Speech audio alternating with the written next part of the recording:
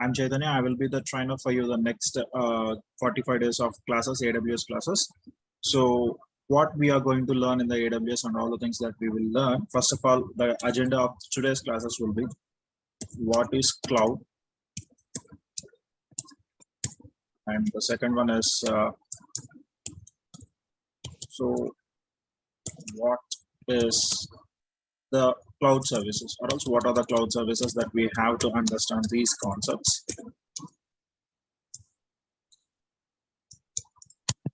So as per today's agenda, we need to complete these two things before going further.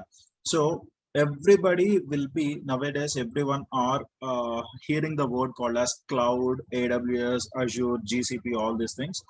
Now, if you see here, what is meant by cloud? Before you understand these things, you need to have a brief looking towards your infrastructure. So before you learn about cloud, or else what cloud is actually. So previously, several years before, everybody will say that a cloud is a storage. Cloud is a storage where we will be storing the data. So only to store the data, we use the cloud. But as of now, what is happening as the days go on and as the years pass on, the cloud has introduced so many services. So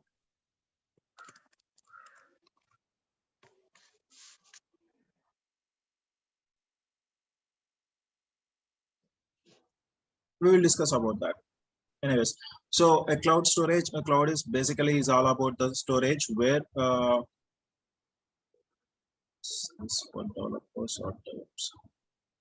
anyways, this is completely for infrastructure like we are going to discuss the cloud regarding the infrastructure. This is all regarding the DevOps itself.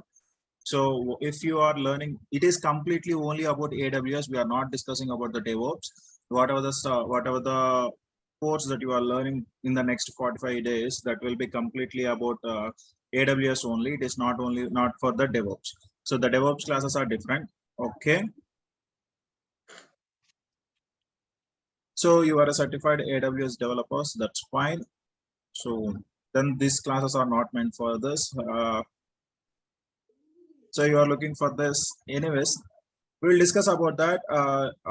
We will ping it out. Anyways, in the last 20 minutes of the time, last 10 minutes of the time will be for your questionnaire. We will discuss all about all those things. But as of now, let us dive into the concepts that we are going to discuss. Okay. Anyways, coming back to the next one. Yep. Nothing much. That's fine. I will try to clear out all your doubts. Whoever are having any doubts regarding the cloud, we will discuss about all those doubts in the next last 10 minutes of the session, where we are going to end at the time of ending of the session. We will discuss about all those things. Don't worry. Now, when we go back to this, everybody are thinking that the cloud is a storage. In the previous days, everybody are thinking that the cloud is a storage. Simply, if I have to say, the best example, so many people will take as Google Drive, or else OneDrive, or else somewhere like Microsoft Drive. So anything will comes under the cloud storage. They will thinking about that I can store the data into the cloud. But later on, what happened? The cloud has introduced so many services, and before we go for the AWS, first of all, you need to understand why we require cloud. What is the necessity that each and every company nowadays? What is the necessity that each and every company are looking forward for cloud? So, so every startup company, or also every small range of companies are looking for cloud engineers, or also MNCs is also nowadays looking for the cloud engineers. What is the necessity for that?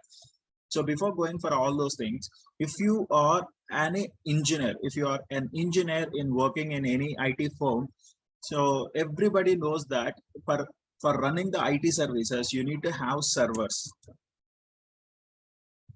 So you need to have the servers, and you need to have network, and then you need to have the security appliances or all security devices. All these things you need to have.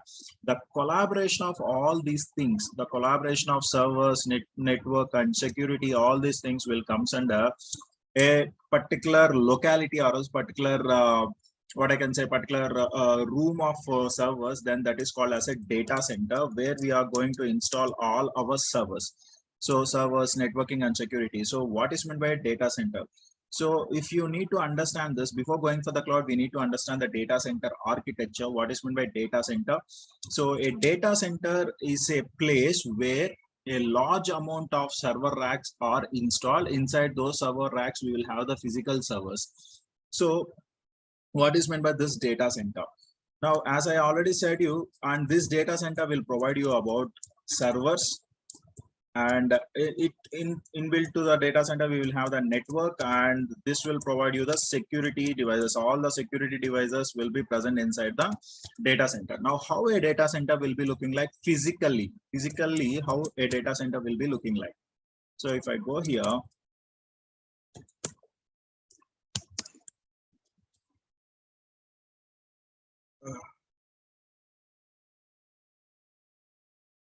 just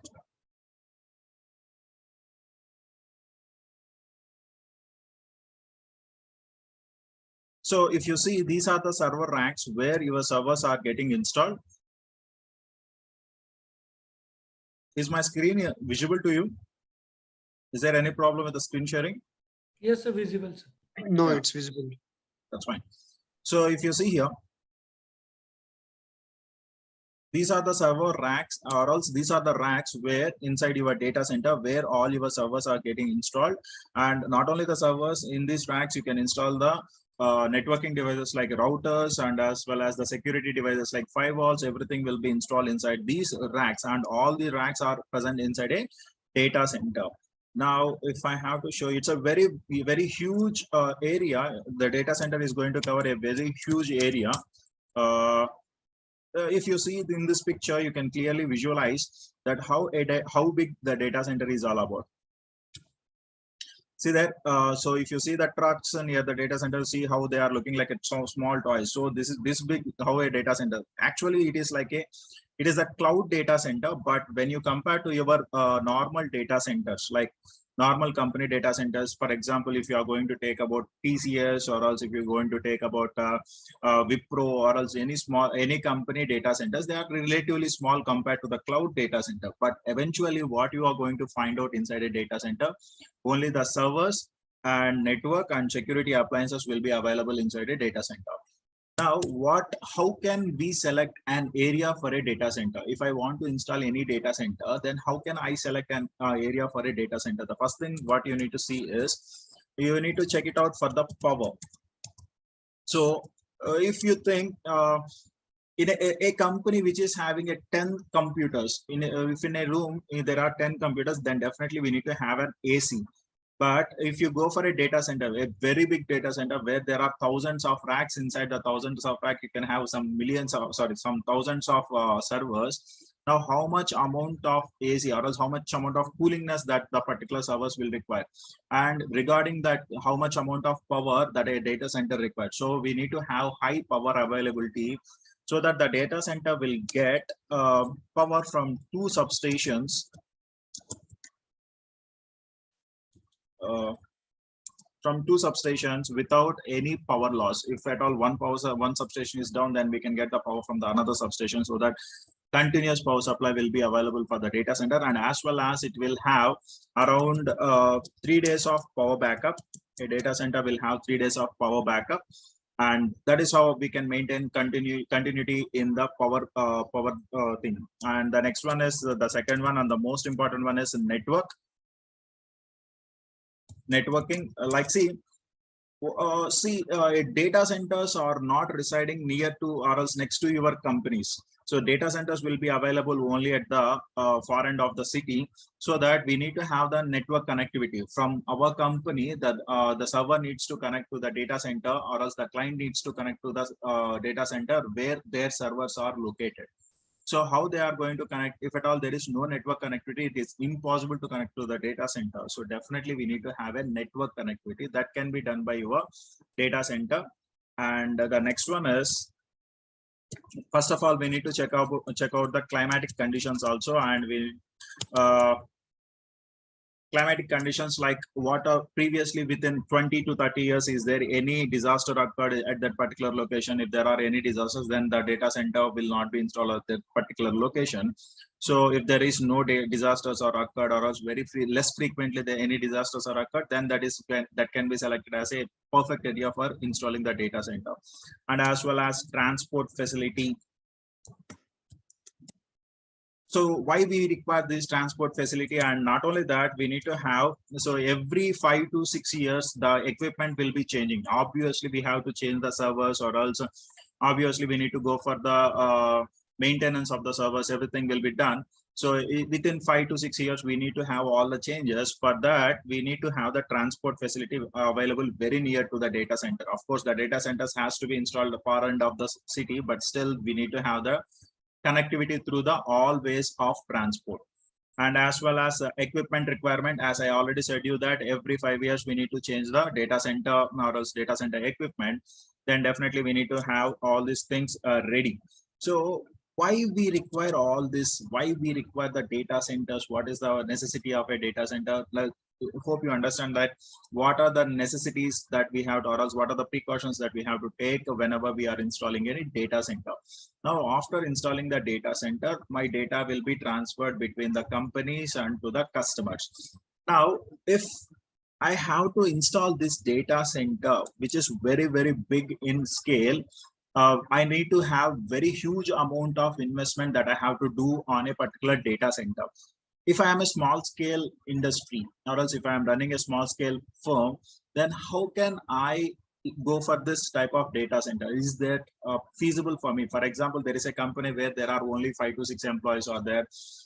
They are trying to work it on a particular application, and they want to deploy the application on a particular server, which is about a very startup industry. So for a startup industry, is that recommended to have the servers, these many number of servers and this many number of what I can say, how much amount you are going to spend on the servers is not feasible for a startup company. So what is the main thing that we have to overcome without spending the cost, without having this much amount of cost? How can I go for that? Now that there comes a picture of cloud. So this is how your cloud will be introduced for the small scale industries. What is meant by a cloud? A cloud is a service provider, or else it is going to provide the compute service, or else it is going to provide the network and security services, and you are going to have your computers just within a blink of your eyes. You can install your servers and you can run your applications without any further efforts, without putting any extra efforts, or else without purchasing those servers. You will just rent a server and you will just install the application on the server and you will run it out. For example, if I have to show you, I don't have any server right now. I just want to introduce, or else I just want to install my own company. So I will go to aws.amazon.com. From here I will log into my console. I will just install a server.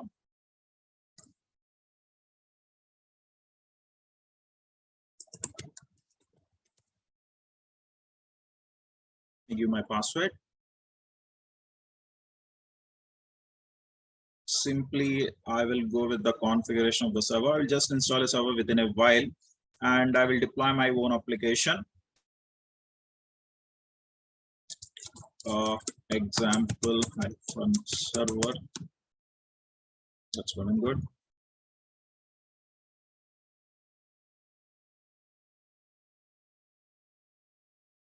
Now I'll select this and instance.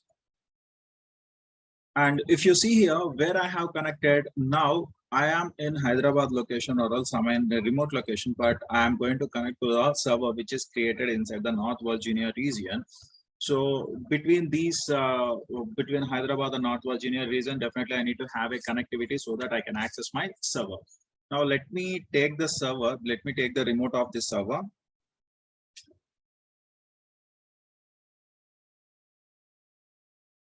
Okay.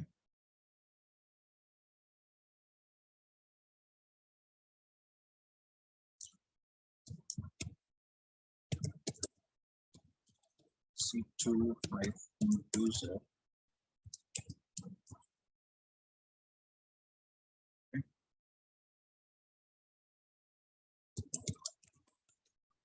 can come to know about all those things. Don't worry about that. But still, now you are able to access your server.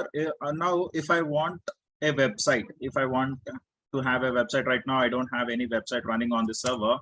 But if I want instantly, if I want any website, let me do one thing.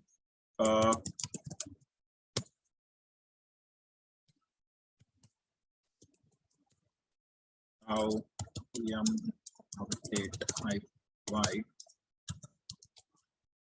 install Nginx. Now I am going to install my web services, and eventually I am going to get my website as soon as the Nginx has been installed on my server. Obviously, I am going to get my services up, and I can run my desired website. So what is it is saying? Not available. Okay, that's fine. Is on Linux extras install Nginx.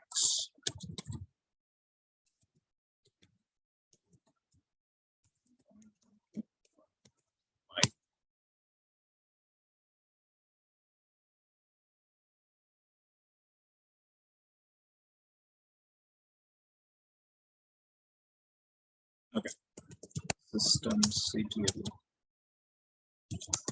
start Nginx. Now my services has been started. Now if I refresh this, if you see here, I got my website. Instantly I'm getting my services up and running. So I don't require anything. I don't need to bother about my servers. I don't need to bother about the networking, and I don't need to bother about the operating system that has been running, whether it has been installed properly or not.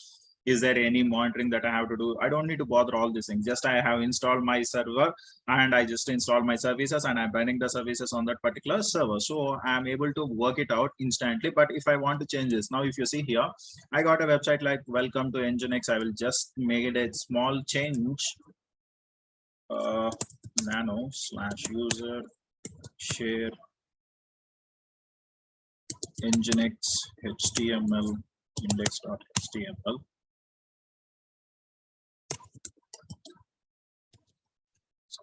Welcome. Now I'll go over here. I'll simply say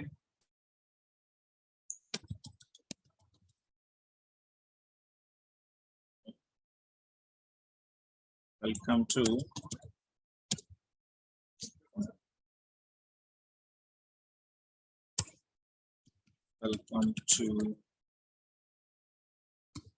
AWS trainings.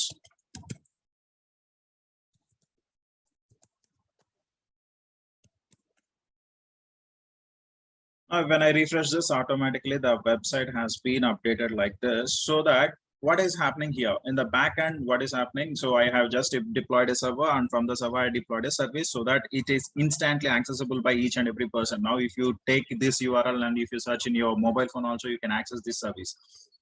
Now, this is how the cloud will be helpful for the right now. The cloud will be helpful for the candidates who are, or else for the companies which are budding companies, any budding companies that are coming into the picture. This is how the cloud will be helpful. Now, what are the different cloud service providers that we are having? So the cloud service providers are AWS, Azure, and GCP, and like that we are having so many cloud providers like Alibaba, and then we are having virtual VMware cloud, and then Oracle cloud. That there are so many clouds are available, but as of now, the majority of the cloud market share was taken by these three companies. One is AWS, and the other one is Azure, and the other one is GCP. Now, if you are going to learn about the cloud, now whenever you are learning the cloud, what are the steps, or else what is the procedure, how you can learn a cloud? The first thing that you need to understand, or else first you need to make sure that you have a knowledge in Linux. So definitely every cloud engineer has to have a knowledge on Linux. Basic Linux is more than enough to have knowledge, or else to get understanding about the cloud infrastructure, or else whatever the practicals, or else whatever the services that we are accessing.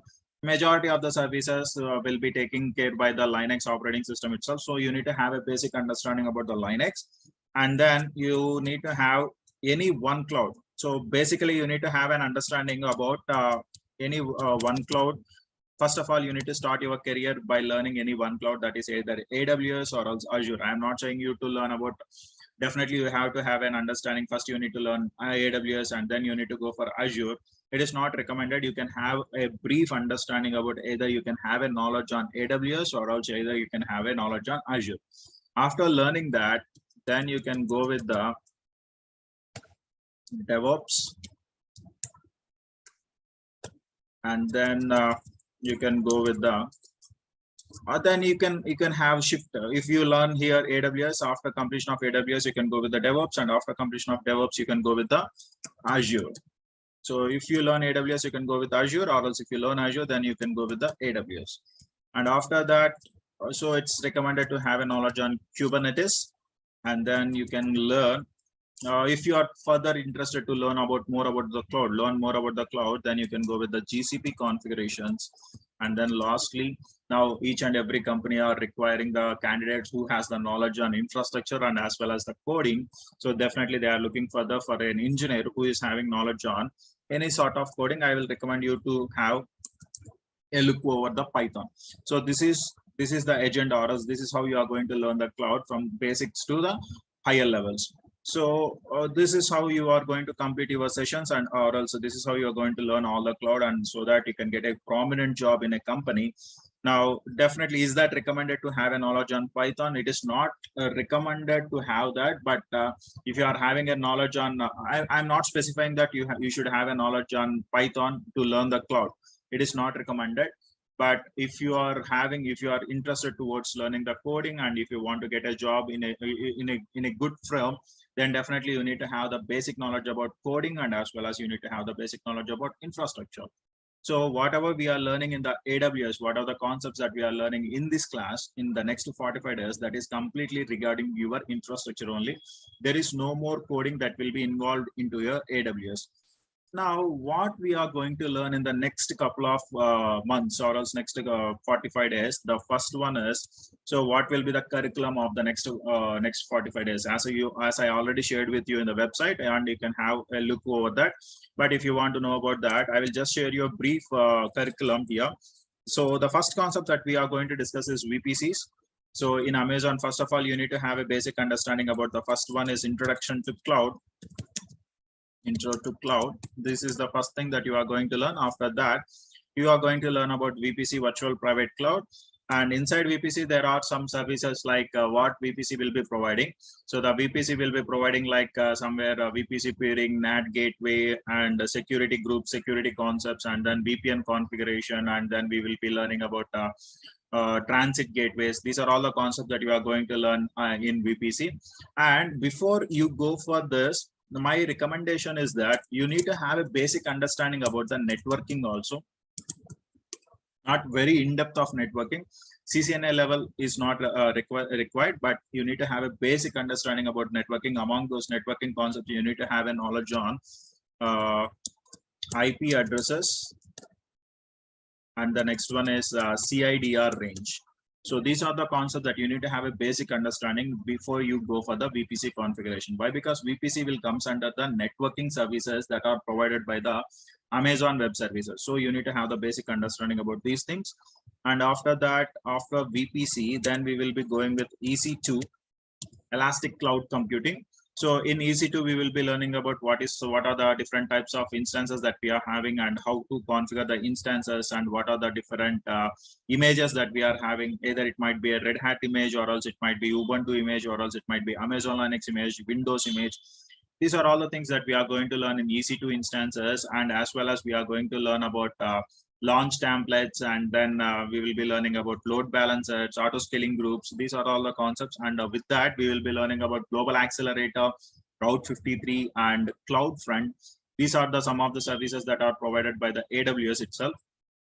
And after EC2, then we will be going for IAM policies.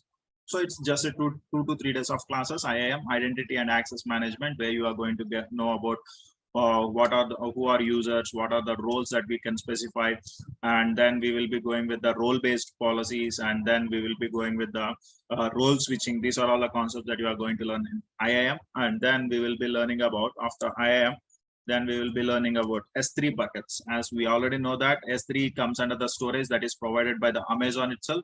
So S3 buckets, simple storage services where we can store a huge amount of data. When you go for the EC2 instances, there is a storage called as EBS where you can store up to 16 TB of data. But when you go for the S3 buckets, here you can store huge amount of data, huge, like more than 16 TB. You can go with the unlimited storage. So that is provided by the S3. And then we will be learning about some of the concepts like RDS. Inside S3, you will be learning about EFS. So S3 Glacier, EFS, FSX, these are all the concepts that you are going to learn in S3. And when you go for the RDS, relational databases, so you will be learning about MySQL. And then NoSQL concepts will be there. Under NoSQL, I will be trying to show you how DynamoDB will be working out. So these are the concepts that you are going to learn. After that, you are going to learn about CloudWatch. And finally, we'll be learning about cloud formation.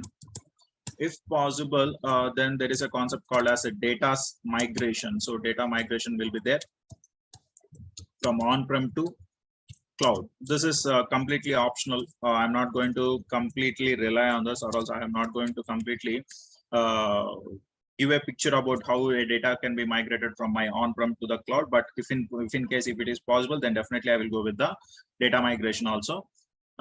These are the concepts that you are going to learn in the AWS. Hope you have a clear picture of what you are going to learn and how you are going to work it out.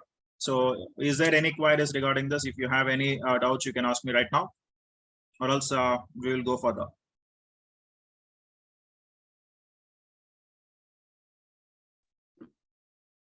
Yes, Pradeep, we will have the practical hands-on, see whatever the concepts that we are telling that you are going to learn, that will be completely practical related. I am not going to share any theory part. So in AWS, whatever we are doing, it's completely practical itself. Sorry, we don't have any class for the developers for the project related things. It is completely basic concepts that we are going to discuss, how an infrastructure can be maintained. Will we cover Linux? Linux is completely basic. Will you give the basic idea? See, if I have to go for the Linux, then it is again going to take another 15 days to complete the Linux. So the basics of the Linux, it will going to take another 15 days. So, yep. So if I have to say you, and if there are any Telugu people, there is a just let me show you my channel over here. Is it? Yeah. You go here, this is my CGIT trainings channel where you can have Linux content in Telugu. You can look after that. It will be helpful for you, I hope that, but it is completely in Telugu and some sort of English will be there. So if you are having any doubts regarding that, you can have a look over that. So that is what I can recommend. But basics of Linux in the sense, whenever we are covering the AWS parts, yes, we can provide that. But compared to the next one, it's pretty difficult to have the classes going on with the same Linux concepts. If I have to cover the Linux and then I have to come to the AWS, then it is again going to take another 15 days of burden. If it is okay, then we can go further. Still any questions, any queries? Solution architect. If you are a solution architect, then I don't recommend you, but yep. If you want to check it out through practicals, how we are going to learn the AWS through practicals, then yes, you can have a look over that. I'm not recommending you to this. And the next question you are asking is sports. Do you provide material for AWS exam questions? Any material for AWS exam questions? So AWS exam questions, you can go through the AWS website where you can find out the exam questions. I will show you at the end of the session. You don't need to worry about that. AWS Lambda, yes, you are going to learn about AWS Lambda, but I am not saying that this is completely cloud administration. Yes, it is completely the cloud administration what you are going to learn. It is completely regarding how servers are deployed and how servers are maintained, how can we manage the services, like how to install or else how to create a particular web page, or else how to create a web application, and what are the different services that are provided by the AWS to run a particular IT firm. So yes, it is completely cloud administration. It will comes under complete cloud administration. How this course will be helpful for Oracle DBA. This course, Oracle DBA, it is not for this database administration. We are not going to provide, like, see, this is all comes under AWS Glue, Apache, Airflow covered here. No, I can simply say that I cannot, whatever the covering topics I have already mentioned about that. I didn't specify about AWS Glue and Apache. So yes, it is not that. Will you cover shell scripting in this course? No. Will you cover shell scripting? The shell scripting will comes under the Linux, and as well as when at the time of DevOps learning, you can have, I can cover the shell scripting. Right now, it is purely AWS, so we are concentrating more on AWS only.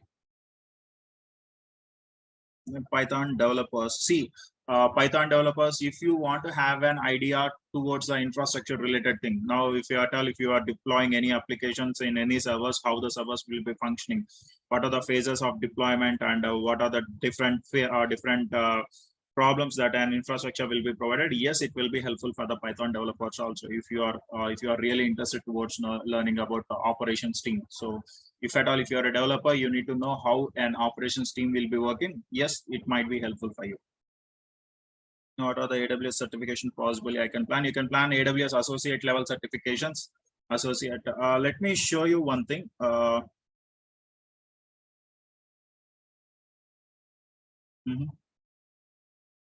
So if you are completing this course, you can plan for this certification. Like,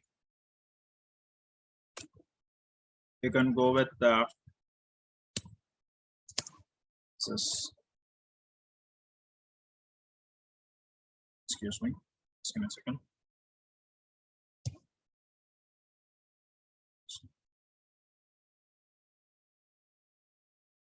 You can go with cloud solution architect associate level. You can write the exam, or else you can plan for the certification regarding this. You can go with this. Or else, if at all, if you are having any knowledge about prior knowledge about Python or else any coding, then you can go with the developer, and then you can go with the sysops administrator. These are the three levels of three associate levels, so you can plan for. See, Django is not covered in, sorry, Django and AWS, which is the best suitable for Python. Why you are asking the Python questions in AWS classes? This is completely AWS. We are not Django and Python. Django is a framework that is available in Python, not in AWS. So please, if you are having any questions regarding the Python, or else it is not completely for developers. So if you are having any questions related to, I already said you that Glue will not be provided. Yes.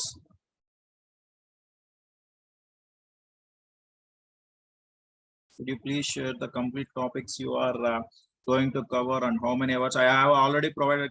Kavan, I already provided the same in the website. You can go through the website. I have given the complete curriculum, and as well as I have specified the topic also. So I don't want to waste the time on all the things. You can go with the, you can go to the website where you can find the topics. If you want the website, so I will just show you that.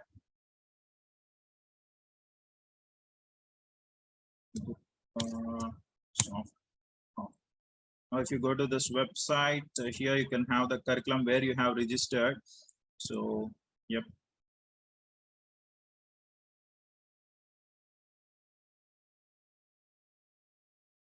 You can have the clear-cut curriculum, how many days it is going to take, and what are the different topics that we are going to cover in this, and all the things will be available right over here. So, so this is not the questions that you need to ask at this point of time. Will I get a job after this course? I don't recommend you to have the job only with the AWS. Then definitely you need to have the knowledge on both AWS and DevOps. So majority of the companies are looking for the engineers, but to learn DevOps, definitely you need to have the basic understanding about the AWS. So you need to have both, so AWS and DevOps. So by combination of these two courses, yes, definitely you will get a job. And I don't have the basic knowledge on Linux. I think you will provide, right?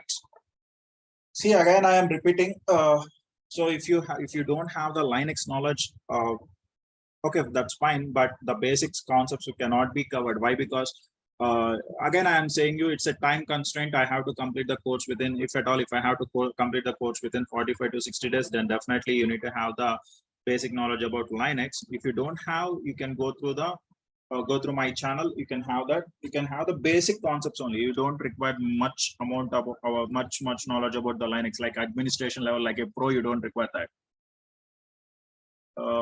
So let me do one thing. I will ping you at the right of my class. Anyways, still CGIT trainings, you can search it out.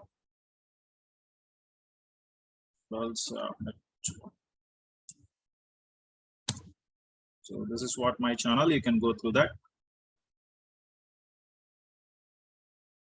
You will be having the basic concepts about the Linux, not in-depth about that in the channel.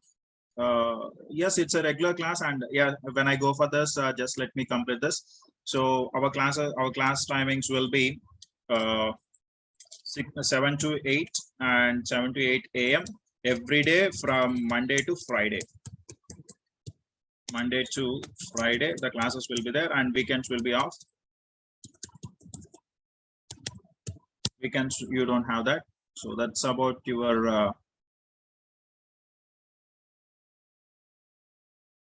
which certificates can I write with this course? AWS, I already specify that. I don't want to repeat it. Without dumps, yes, you can find the dumps in the websites of AWS. You don't need to worry about that. Dumps are not required for the writing the exam, any exam. But anyways, if you want the dumps, then you can have it. So you don't need to worry about all those things. No dumps will be provided. And this is you can go through that if you want to learn about Linux. Yes. Any other questions regarding?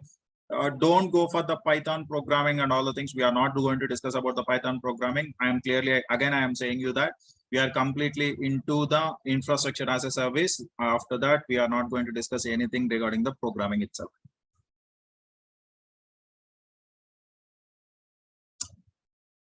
Gautam, I already said you that you can go and write the AWS associate level of examinations. So I have specified the path also. So can I pass? That completely depends upon your hand. I cannot say that you will 100% you will have the pass percentage as 100%. Why? Because it's completely on your practical knowledge and on your theoretical knowledge what you are going to learn. So that's what I can say. You said path, it is okay. I will. Which certificate? Associate level certificate. I already said you. Associate level, there is solution. I have given you the clear picture. You are having the three levels of certifications. One is the AWS Solution Architect Associate, Developer, and Systems Administrator. Among those three certification, you can pass AWS Solution Architect Associate level. Okay, with this course, I can pass Solutions Architect. Yes. Okay. Any queries regarding other things? I hope that everything is clear right now. If you don't mind, please take my screen and look at it. Actually, I'm searching for cloud course. Please, it's not a one-to-one session. I can have the session at the time of at the end of the session. I will definitely let you know about that. As of now, we have to discuss about. I have to go for the another queries. So hope everything is clear. Is there any doubts regarding that? Now, what I'm telling is, I already attended some other institutions demo class. They shared some course content that is very huge. They are telling that 26 tools in 2 months. So if you do, I am looking for your advice. Actually, I have a great belief in Durga Sir and his institution. So I am asking your view on that course. I can take that course or this course. We will talk it in a one-to-one session. If you don't mind, we will discuss about that, please. Okay, thank you so much. Yeah. When will you talk? I will ping you within like after the completion of the class. Definitely, I will ping you on that. Okay. Thank you so much. Guys, will you provide the recorded session right like every class? Yes, recorded videos will be available for you at any at all the sessions of the recorded videos will be available for you. Don't worry about that. And this course has offline or online. Actually, right now we are connected through online, so that I can say this course will be online. And if you at all, if you want anything, you can come to the Durga Soft, which is located in Hyderabad. That's what if you want the offline. But as of now, this is completely online itself. Yes. Okay, fine.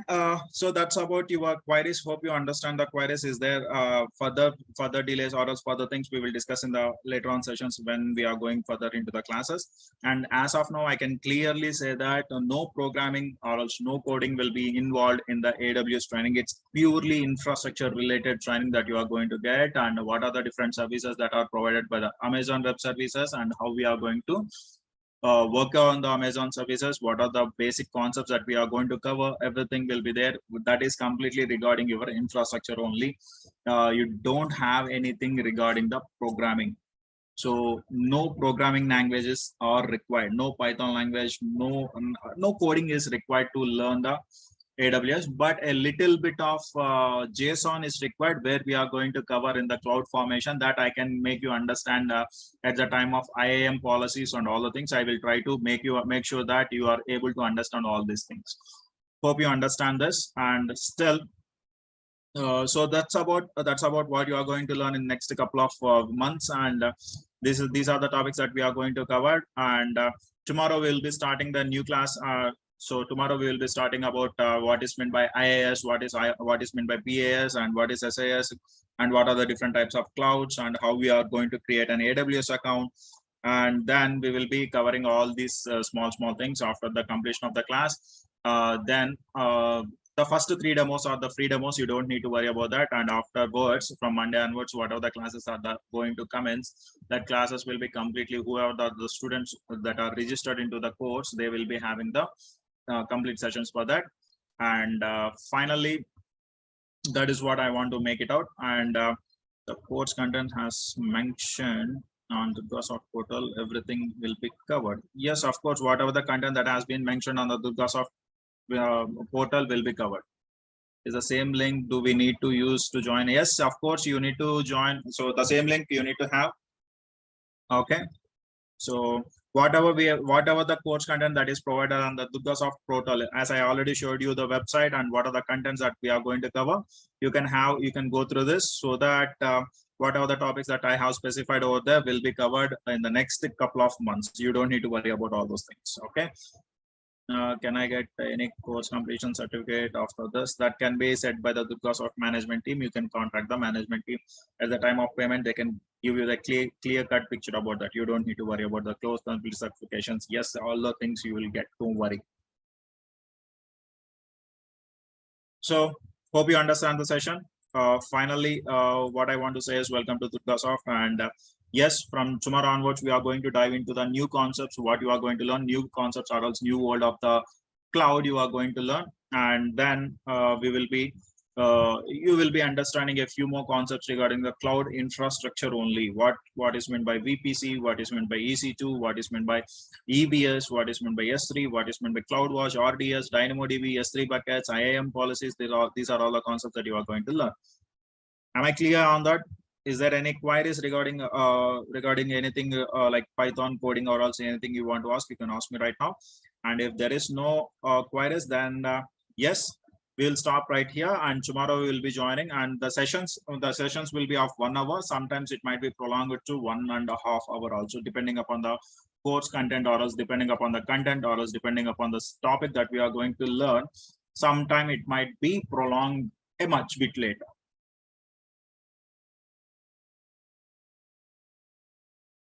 Yes, you can get the recording of this class also. I hope that we will provide this demos also.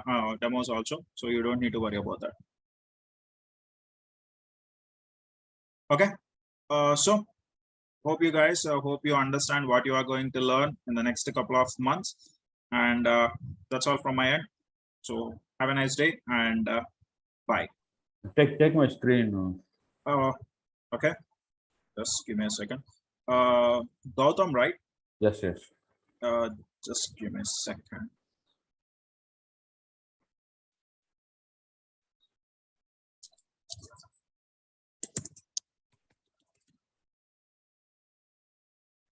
Can you ping me on this? Yeah. Just give me a second. You can ping me on that so that I will support you on this. After all this class has been completed, I will Okay. just show you. Your Okay. mobile number, right? It's not mine, but yes, you can ping it on that. Okay, don't worry. I will give you an instant reply on that. So yes, Okay. that's all for today. Have a nice day, guys. And Gautam, you can ping me on that. I will discuss about that. This number Okay. has WhatsApp. Okay. Yes. Okay. Thank you so much.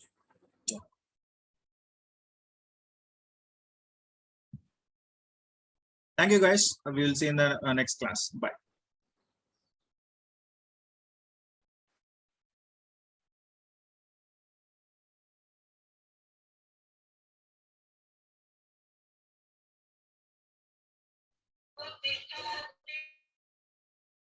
To,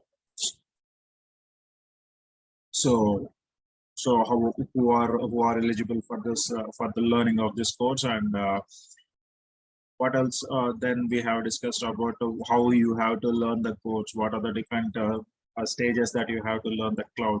So first of all, you have to complete Linux, and then you have to go for AWS, and then you have to go for DevOps, and then you have Kubernetes. This is what we discussed, what is the path of learning cloud.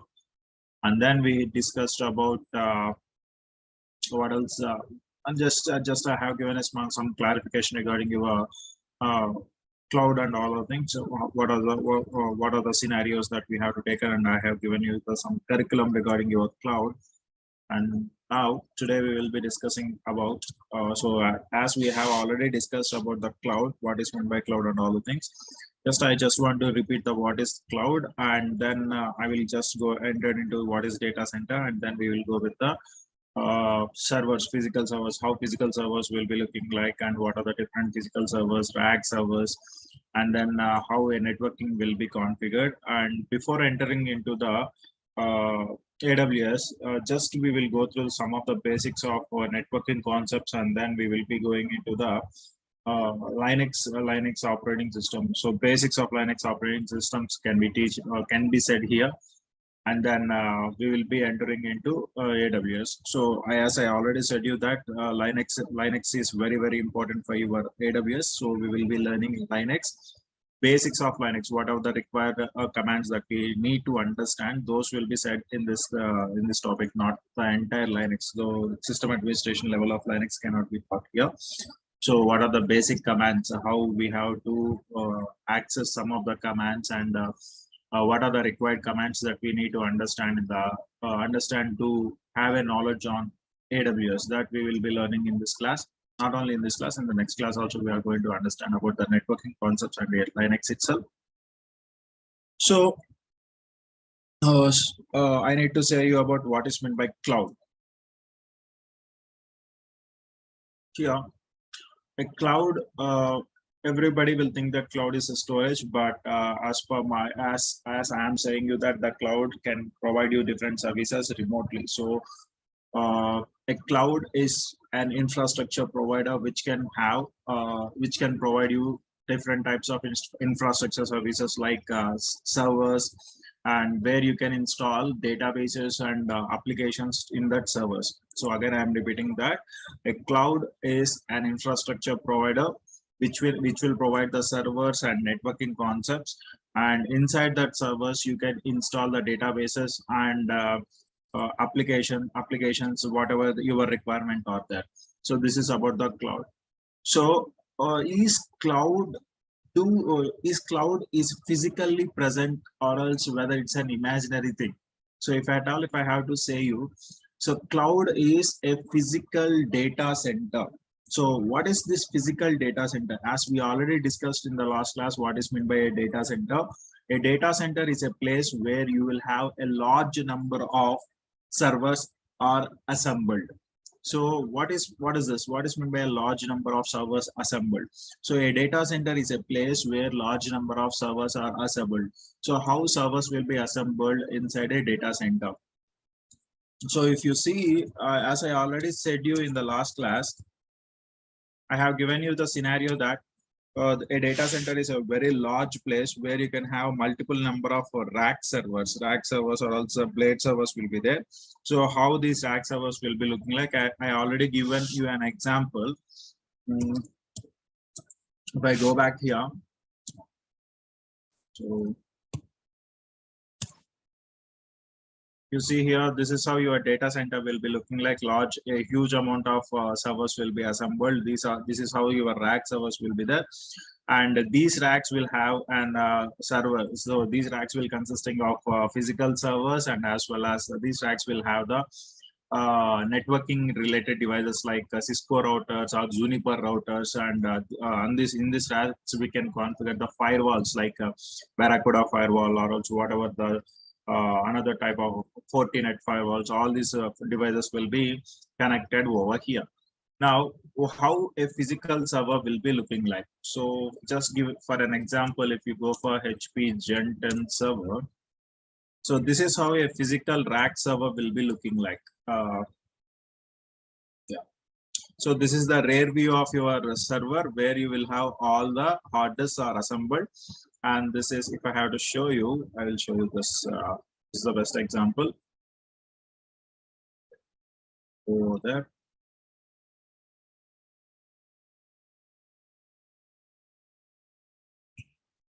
You take this.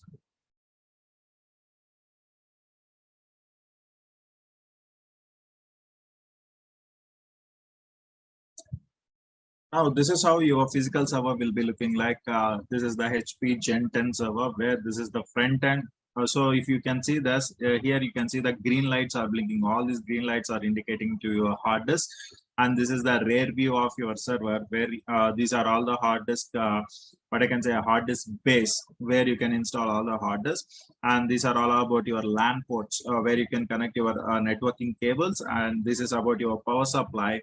And this is the serial port, and this is your power supply channel. So these are the fans. These are the fans which will be cooling your server, and these are your this is the VGA cable which can be connected to your monitor. So this is how your servers will be looking like, and these servers are clamped to your racks.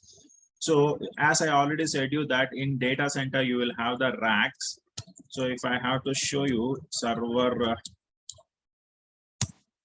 racks, so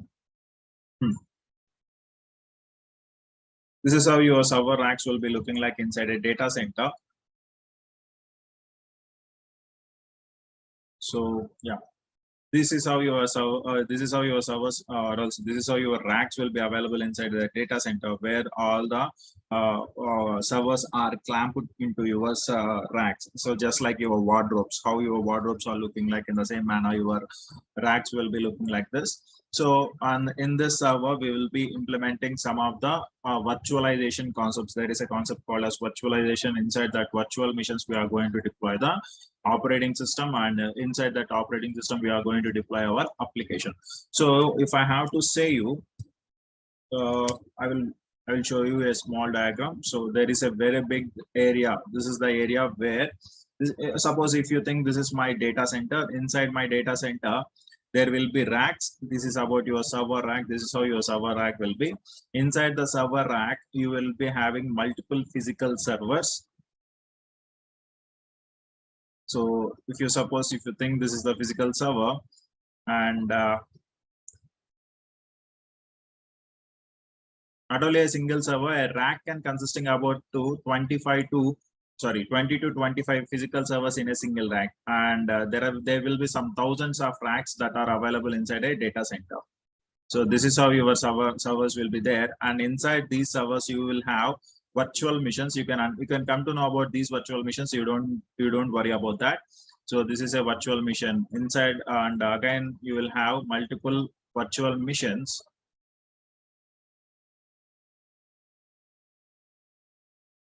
Like this, you will have the virtual machines, and inside the virtual machines, we are going to implement the applications, and inside, we are going to implement whatever the applications that we require. So this is how your server rack will be having, and inside, and there will be multiple server racks that are available inside a data center. So this is how your data center will be looking like. So now each and every rack will be interconnected. In each and every rack will be interconnected through networking. So we are going to lay a networking between all the racks, or else network cable between all the racks, so that each rack will be having the communication, or else each and every server will have the communication with the another server. So two servers will be getting communicated with each other. And here you need to understand one concept called as I am discussing here, you need to understand what is meant by network. So and then what is meant by networking and all the things. And here you need to, very most importantly, you need to understand IP address. What is meant by IP address? These are the few terms that you need to have a brief understanding. Now, when I get back to the data center, as you have understand this, this is what the data center is. The collaboration of multiple physical servers in a single place is called as a data center. And a cloud is like a very big data center where we can have a collaborative of multiple servers and networking devices and security devices. And this cloud will provide you the services. This cloud will provide the user required services. Whether the user want any storage, yes, it can be provided through cloud, or else user want any servers, it can be provided by your cloud, and whatever, whatnot. A cloud is going to provide each and everything that a user requires. Now, we will be knowing about what is meant by network and what is meant by address in a meanwhile. But so here I need to complete, or else here you need to understand a few more concepts, like what are the different service models that a cloud can provide. See, now I am saying that a cloud is going to provide you the servers, networking, and or else networking related things and applications and databases and all the things. How it is going to provide that? So here we are having some cloud service models. I will call them as IaaS, or simply I can write IaaS, capital S, which means infrastructure as a service, or it can be written in the form of IaaS. In the upper case also you can write like this. So here you need to understand what is meant by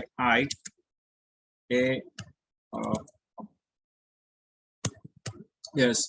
So infrastructure as a service. Infra as a service. So let us go for a brief example. If I have to say you an example for this. Now you have constructed, or else you have given a contract to a contractor that to build a very home, so very new home. So he has constructed a new home for you, and he has hand over a home to you. So whenever he is doing that, he can cross check that what are the required things for the home, like whether we have created or constructed a wall clearly, or else is there anything that we have to do with the with all the home requirement, home related things, he can do that.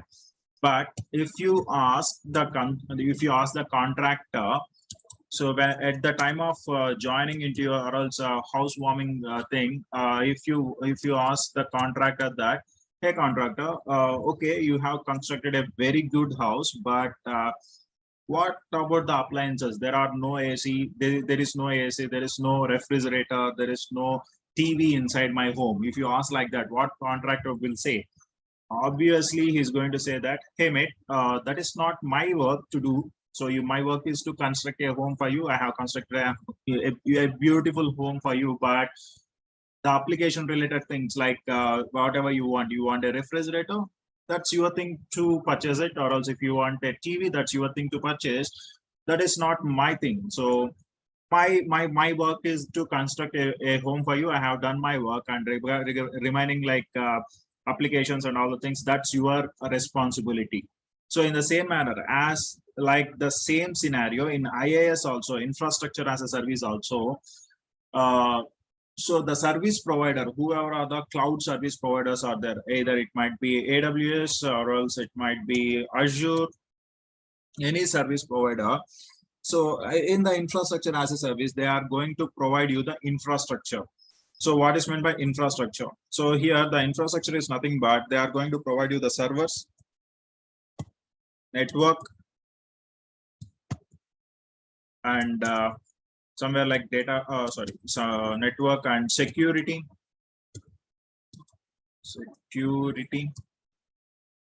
So these are the things that they will be providing. And inside the servers, if you want to launch SQL application, or else if you want to launch Python application, MySQL application, Postgres application, that's completely depending upon the user requirement.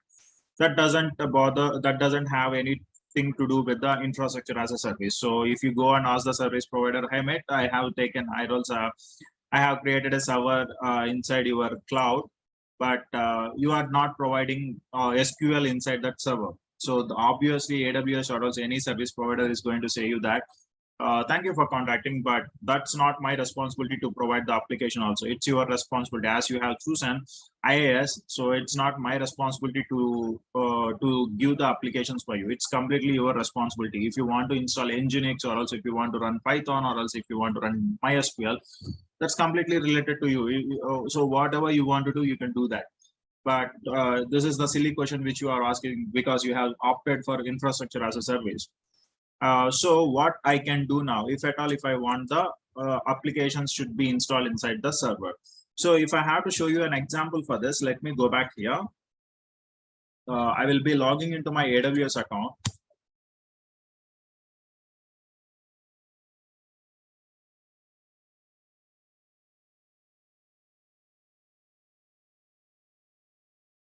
So here, if you can see, we are having, I think I am having a server over here. So let me log into this server.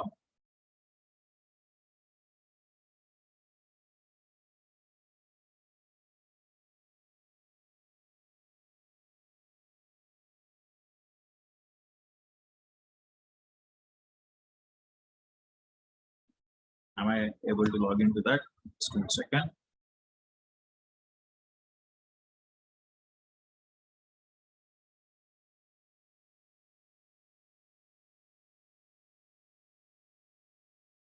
Where is my public IP?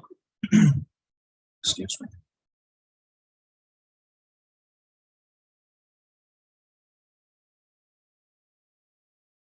Once we complete this, once we complete the basic things, then I will show you what are the lab requirements, what are the softwares that you want to have to understand AWS. So what are the different softwares like Putty? Actually, that is called as Putty, but as per our English Indian, Indian English, then that name has been termed as Putty. So I'll let you explain, or else I will tell you how to install Putty in your computer. And these are the some softwares that we require. Putty only, we require not much more than that. And you need to have and one more editor called as Visual Studio Code. That is very helpful for you. That is a handy application for you to edit some of the code. So sir, yesterday you said there will be no coding, but now you are saying that there is some code. But here we will be having JSON scripting, where you are going to write a little bit of code for your IAM policies to understand that we require some application called as Visual Studio Code. I will make you understand about that. Don't worry. So these are the applications that we require to understand cloud. Rather than that, we don't require anything else. By default, you will be having Chrome or else Edge. Anything is okay for you. And tomorrow I will be saying about how to create an AWS account so that you can create an AWS account and all the things. So don't worry about that. So let me log into the server.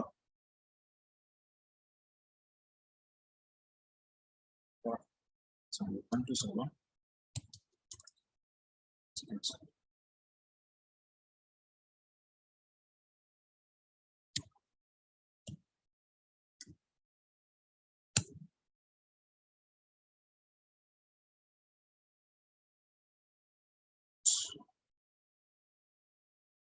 Sorry.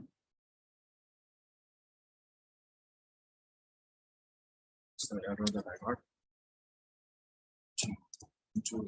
Right. Yeah. Okay.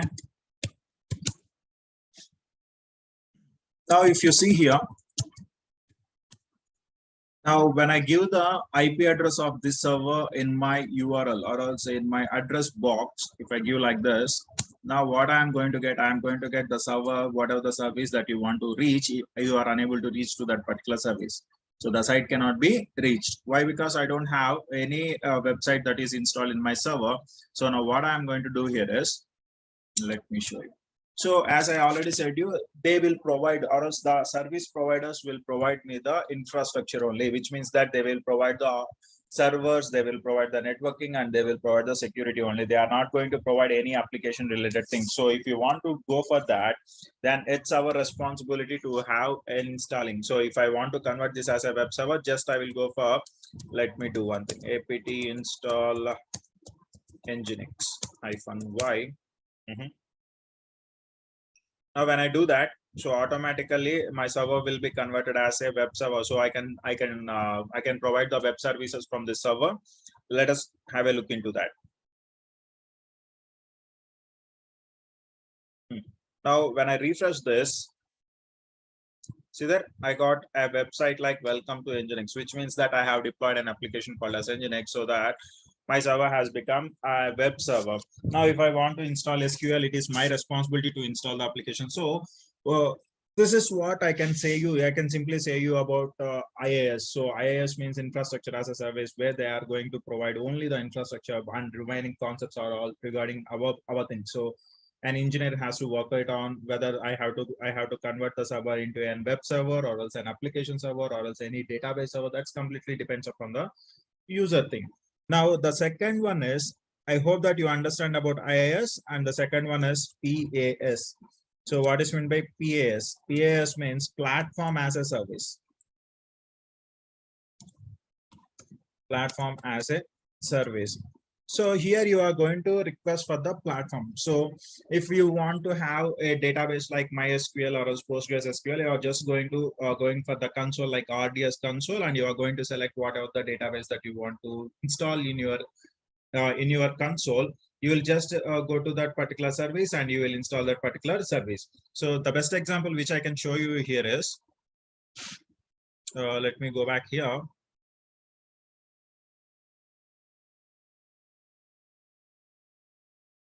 So yeah, if I open this,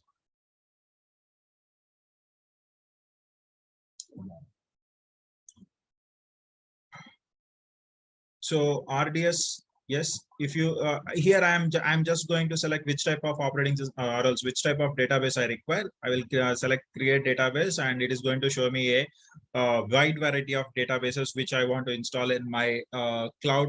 So it is going to ask me whether you want to install Amazon Aurora, MySQL, MariaDB, PostgreSQL, Oracle, and SQL Server. So see, some of the candidates in your company might know about MySQL, and some might be knowing about PostgreSQL.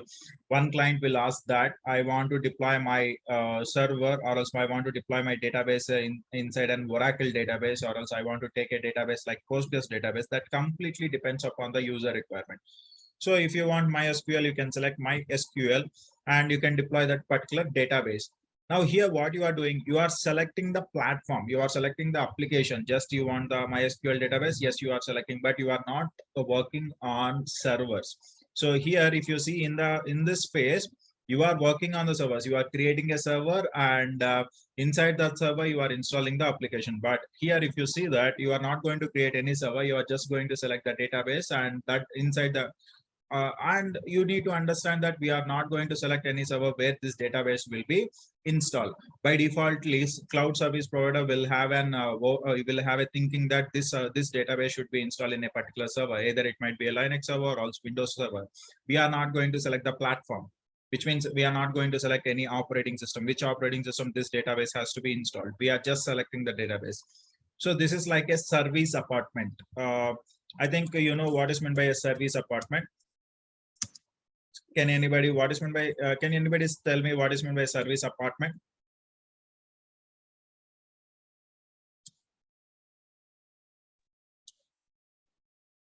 Yes. So basically service apartment is something like everything will be provided, including food, stay, accommodation, this kind of thing. So we should go and stay similar to that when we choose the platform here. So yes, everything will be provided. We just go on. Very nice, very nicely said. There is a small correction here. A service apartment, they are not going to provide any sort of food.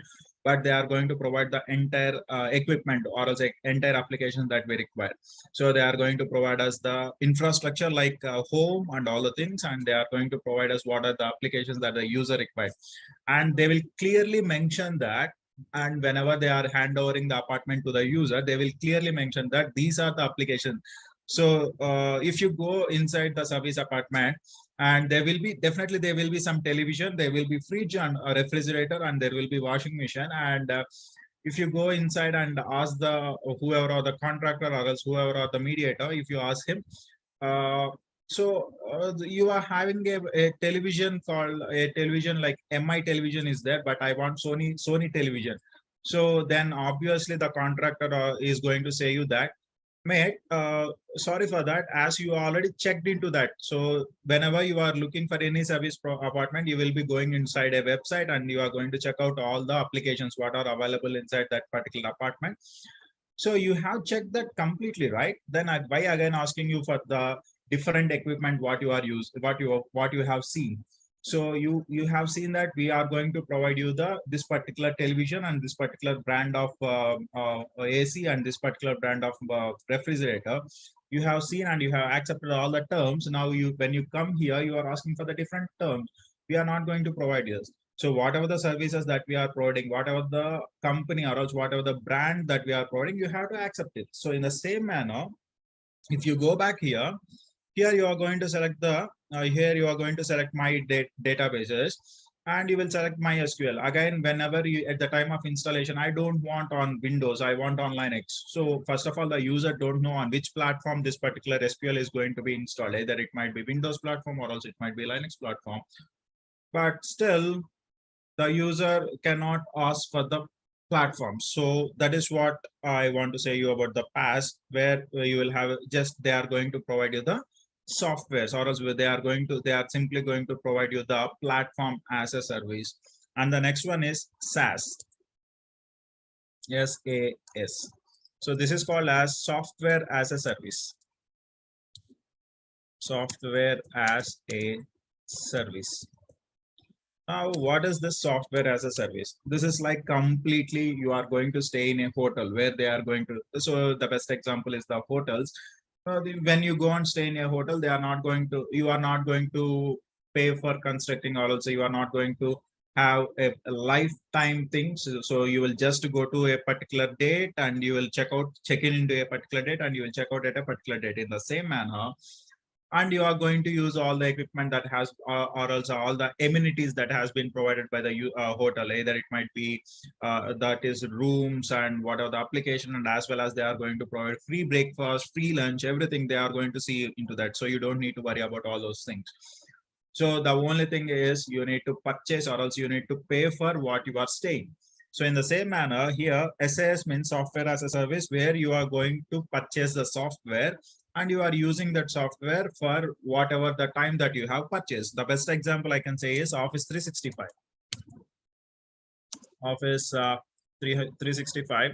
So this is the best example of software as a service, where you are going to purchase a software and you will be using that software. And another example is also, I can say it as Salesforce. Salesforce is also comes under the software as a service, where you are going to purchase it and you are going to use it. And so if you, when at the time of using these softwares, Office 365 and all the things, if you are at the time of using that, if you write a feedback letter for, or else if you write that, thank you for providing the software, but I want a little bit of changes. So now obviously the Microsoft or also Office 365 team is going to reply you like this.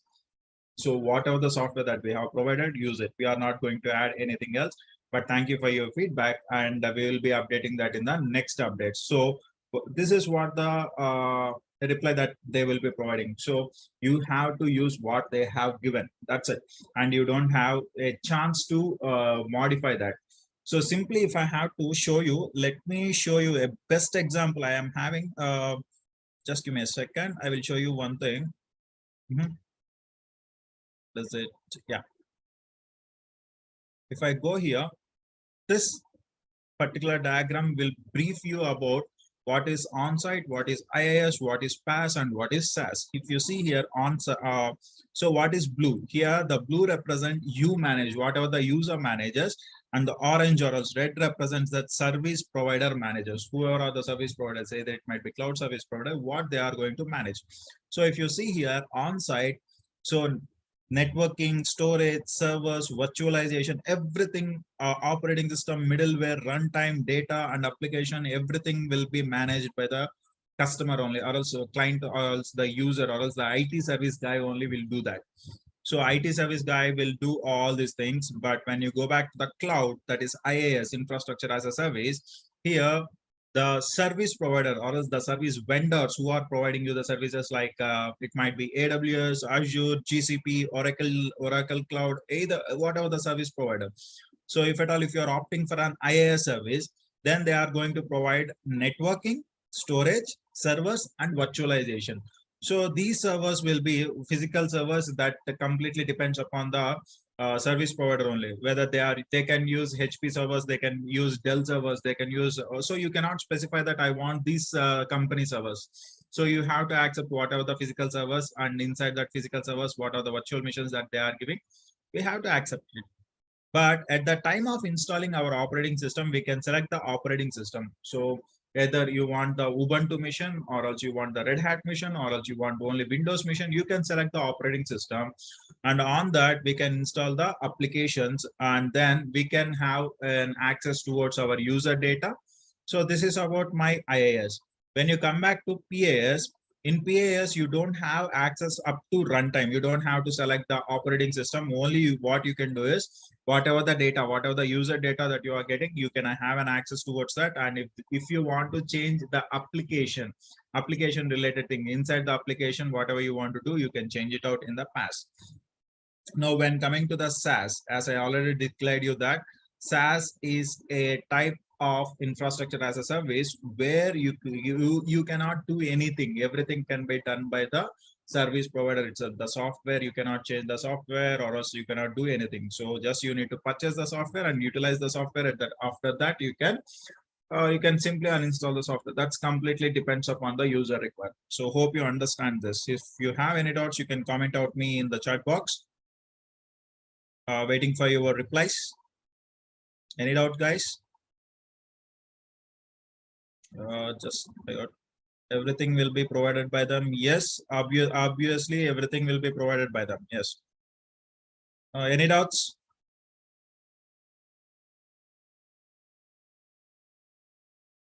You can type in the chat box. I'm waiting for your reply, guys.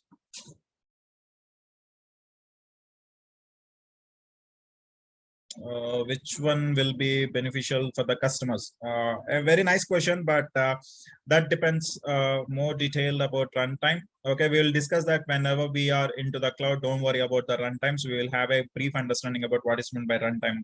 That's simply an application. So either what is the software that you are running in the back end? So either it might be Python, or else it might be Java. So those are all comes under the runtime. You don't need to worry about that. Anyways, coming back to this, which one will be beneficial for the customer? So that depends upon the user requirement. So the user wants directly, they want to have an server, and they don't want to take more stress about the servers. They want only the application related things. Then they can directly go into the PaaS. As I already show you in the console, they can directly install their RDS in the specified servers. So that's completely user requirement. I cannot specify that this is what the user requires. So, or else I cannot say that. So the user required, so I'm going to, or else the service provider is going to provide that. So that depends completely on user thing. So yes, hope you understand. Funny, is there any doubts? Any example which are kind, any example which are kind of difficulty to classify? Ravi, I cannot understand what you are saying. Can you, you can unmute and ask the question. I am unable to understand that. Yeah, sure. So yeah, some of the things like, sometimes it will be difficult to classify, right? That may come under SaaS.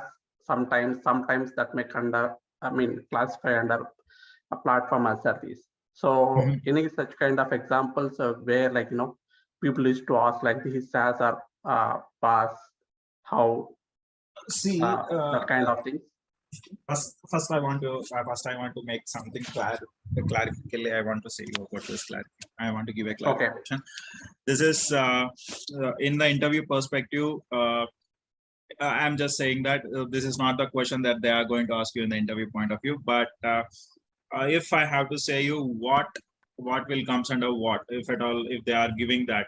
So simply you need to understand that who are going to deploy the server, whether the user is deploying the server, if at all, if I am deploying the server here, if you see here, who has deployed the server, this instance, the user has deployed the instance. So this will comes under the IaaS, infrastructure as a service. Now here, whenever I am just selecting the application, now who is going to deploy the server? Now the service vendor is going to deploy the server, then that will be coming under the PaaS. So this make the changes, this will comes under. So as I already said you this, so these are the things that are provided by the service providers. If anybody asking you, just think that what they are going to provide, whether they are going to provide me up to the servers, or else whether they are going to provide me up to the runtime. So depending upon that, you can classify that this will comes under IaaS and this will comes under the SaaS and or PaaS. Did you understand that? Yeah, I understood. For example, we have like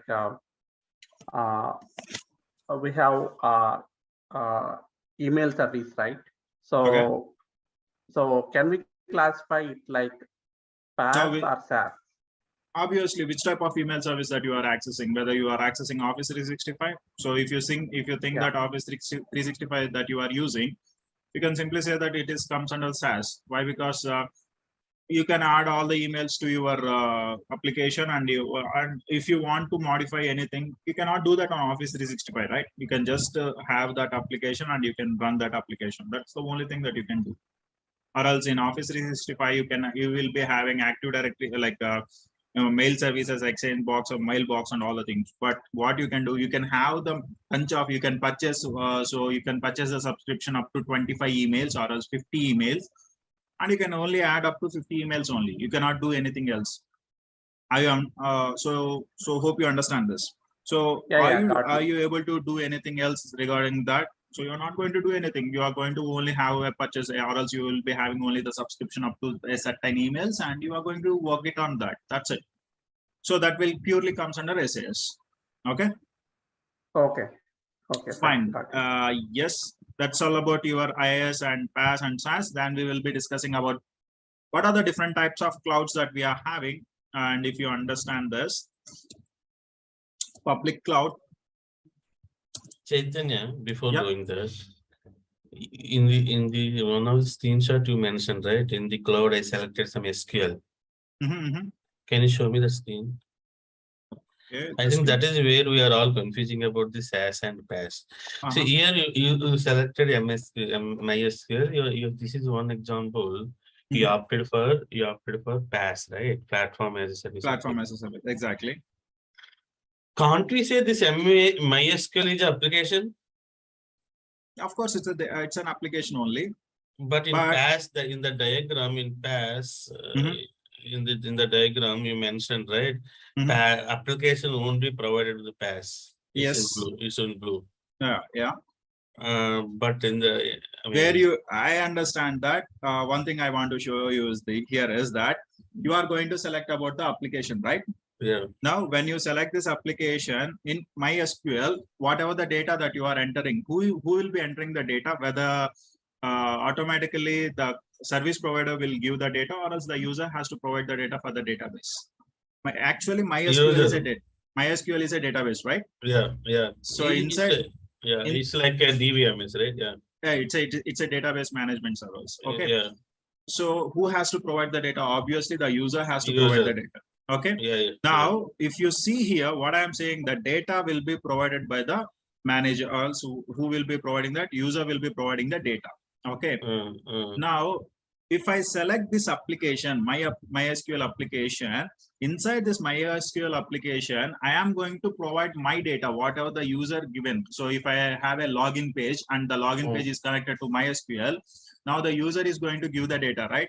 So that data can be accessed by the IT service guy. Whoever has deployed this MySQL, I can access that. So you will understand this whenever we go for the MySQL services also. Don't worry about that. But as of now, who will be accessing that? If you want to modify any data also, you can do the modification. Okay. Now, when we come back to the SaaS, software as a service, here you cannot see what the user data. So whatever the user data has given, you cannot see that. You can just give the username and password. That's it. You cannot modify anything. You cannot enter into the application and you cannot modify that. But in MySQL, yes, you can enter into this MySQL with the help of SQL Workbench client, and you can modify the data, whatever we have given that. So we can enter into this. Okay. Yeah. Still, it is confusing. Yeah. It looks like understanding, and in the other side, it's like confusing because only that word application is confusing. So yeah, I understand that. Don't worry about this. We will discuss about in depth whenever we go for the RDS, relational databases. I will make sure that you will have a clear cut understanding. Don't worry. We are having a very good practical on this. Okay. Yeah. Yes, there is one more question I got, that is the same services will be provided by other cloud service. Of course, so the same services will be so we will not have any control on the options that are in red. Yeah, of course, you don't have any control over the options that are in red. So the same services. So this is related to the I'm just specifying it for the cloud. So these are the service models that are provided by the cloud. I am not specifying that these are the service models that are specified by the AWS, or else these are not the service models that are provided by the Azure. So I am saying you, these are the service models of the cloud. Cloud means that you will have the AWS, you will have the Azure, you will have GCP, everything. So these are the service models that are provided by the any n number of service providers, whoever are providing you the cloud. So everything in the red or else everything in the orange can be not handled by the users. So it is completely handled by the service providers, whoever are the service vendors are there, they are going to provide that. So you don't need to worry about these things. Yes.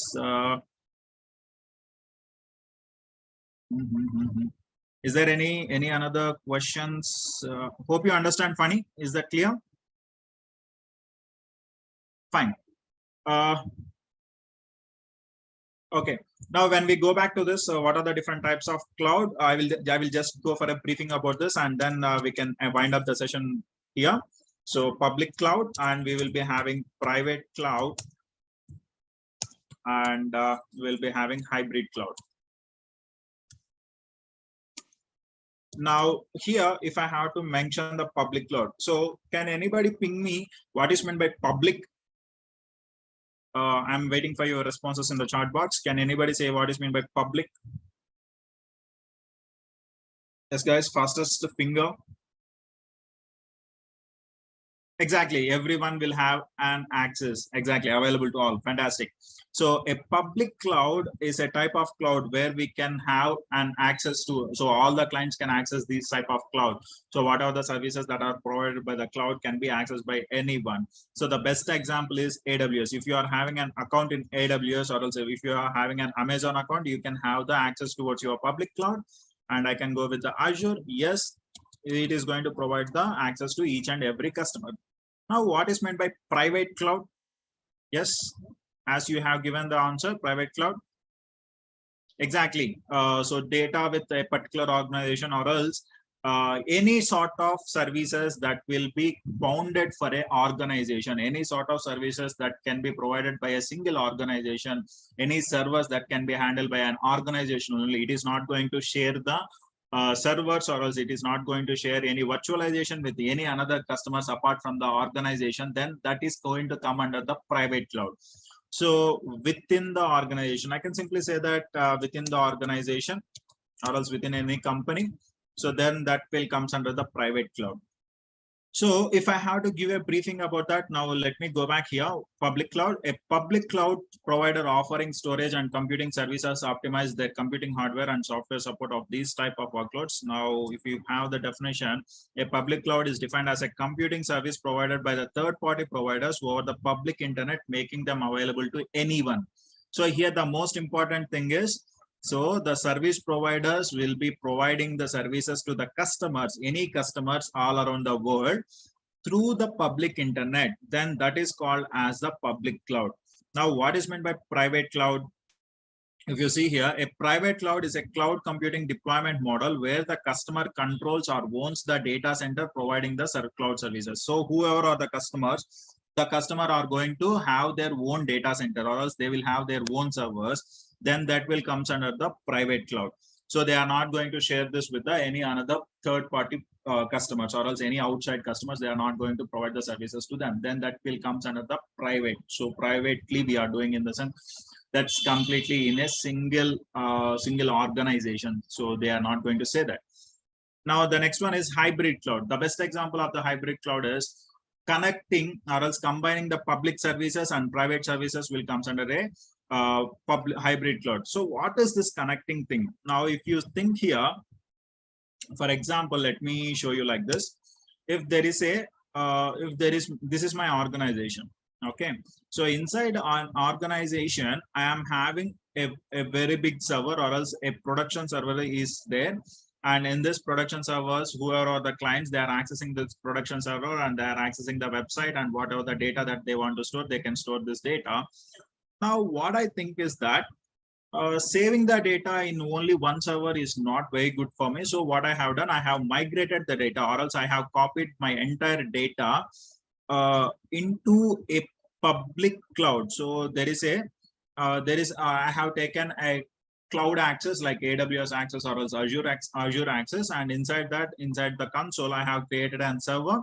So I have purchased or else I have taken a rent of a server, and now what I'm doing, I'm transferring my entire data from my on-premises server to my cloud servers.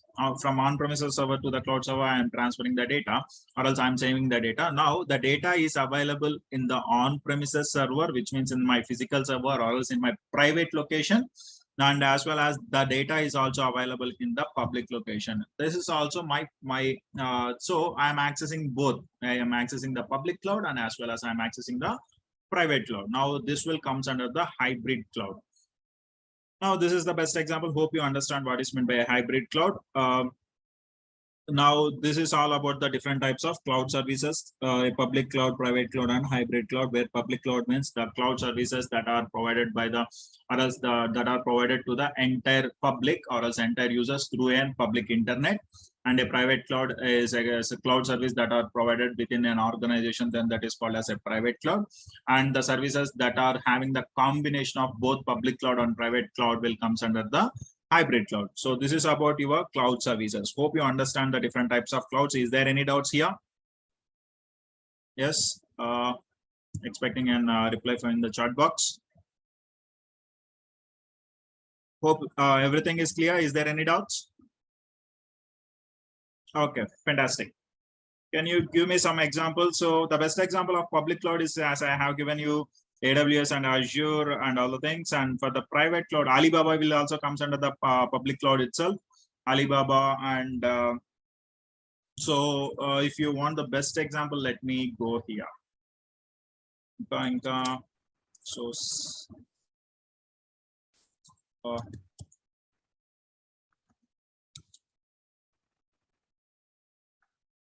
The remaining thing. Private cloud. So if you go here, so what are the different private cloud? The company that provides the IBM systems, IBM storage, this will comes under the private cloud, and NetApp, and these are all comes under the. So the best example is simply, if I have to say you the private cloud gurinchi, if I have to say that, what is VPC, how it is different from the private cloud, that we will discuss in the VPC concept. Don't worry, I will make you a clearance of that. Don't worry about that. But as we are discussing about the private cloud, yes, private cloud here, if you see here, now you are having an organization. For example, there is a proprietor now who has asked this question. Can you, Pradeep? Yeah, Pradeep, suppose if you have installed your company, and this is your organization. Inside this organization, you have installed a server room, and inside this server room, you are having multiple servers. So these are the servers that you are having inside your organization. and these servers are connected to the storage. Now this is how your servers will be looking like. Inside that you are going to have a sandbox, that is so storage area network, and all the servers are connected to the sandbox so that you can have access towards your storage. Now if in this company, so suppose this company name as Pradeep Solutions, so this company, now there will be multiple servers, and each and every server, whatever the customer data, all the customer data will be stored inside this storage. Now who are accessing this? Only the employees who are inside your organization, they are going to access these servers, and they are going to modify the whatever the requirement, but the customers can access this. Only the accessibility will be there, application accessibility will be there, but they cannot access the servers. So this is the best example of your private server, where you are not going to share your servers with any another vendors or else any another customers. When you come back to the public cloud, these servers or else these server, whatever the virtualization and all the things, the storage, everything will be shared by the users. So that's the best example that I can give you. Is that clear? Anything you want to ask me about this? And VPC, Ravi, you have asked me about the VPC, virtual private cloud. A virtual private cloud, if I have to define virtual private cloud is an isolated service that is provided by the Amazon, which will be providing the security and isolation of from one VPC to the another VPC that is deployed in the public cloud. So here it will be a little bit confusing, but once we get back to the VPC, you will have a clarity about that. For example, just I want to give a briefing about this, and then we will wind up the session as the time is 7:50. So just give me a second. Now, what is VPC? A VPC is a service that is provided by your Amazon. That's, you know about that. Now, for example, Amazon is a public service, which means that there will be several companies which are taking or else which are having access towards this public cloud. Now, what you are going to do, you will be installing your servers in this AWS or else in the Amazon. So for example, this is these are the servers that are provided, or else these are the servers that will be having access for the Ola company. Now, the Uber company, which is there, Uber. Now this Uber company is also going to take servers inside your Amazon. Now, if you see here, in this, you are going to install the servers. So these are the Ola servers. For example, if as of time being, just think that these are the Ola servers. Now, in the same manner, Uber is also going to have their servers in the same vendor, with the same vendor, who is that Amazon, who with the same service provider. Now, if you see here, which type of service it is? It's a public service, which means that everyone can have their servers inside the Amazon. It's well and good. Now, my question is, if Ola and Uber both are the competitors and both are having access towards the public server. Now, if they are having the access towards the public server, if they are not isolated, which means that one server is not isolated with the another server, which means that what is meant by isolation, that should not have any part of communication with the another. So one server should not have the communication with the another server, which means that if these two are not isolated, then what will be happening? Now both the servers will have the communication, and there might be a chance of security threat. So some of the data can be accessed by the Ola, and some of the data can be accessed by the Uber. Now here comes the concept called as VPC. Here what happens? There will be a virtual private cloud where it is going to isolate these servers belongs to this particular organizations, and these servers belong to this particular organization. So we do not combine these two servers, and these two servers should not have the communication. So there comes the virtual private cloud, which means that you are going to deploy your servers in the public cloud, but still they will be acting like a private cloud. If you see here, these servers belongs to Ola only, which means that those service or else those people will be accessing these servers. Whoever are the Ola employees, they can access these servers, and these servers can be accessed by only the Uber employees. So here you are going to have the isolation, which means that one company servers will not be communicating with the another company servers. So this is called as your virtual private cloud, which is deployed inside your public cloud. Is that clear? Is there any doubts? Ravi? So we will be having an in-depth analysis. We will be having a practical towards this VPC in the next upcoming classes. You don't need to worry about that. You can have a clear-cut understanding about that. But as of now, is that clear? Do you have any doubt regarding this? Yeah, it is clear. Regarding resources, like it won't be sharing any resources, right? No resources will be shared between one VPC to the another VPC until the user requests. Okay. Until the user required. So if a user of one VPC requires the resources to be communicated with the another VPC, then that can be happen. So we are having VPC peering techniques, we are having VPC transit gateway techniques. With the help of these things, we can have the communication between one VPC to the another VPC. Is that clear? Yeah, clear. Okay. Hope you understand the session. If you have any doubts, you can ask me, or else as the time has been going on, it is going very fastly. So I have to end up the session over here.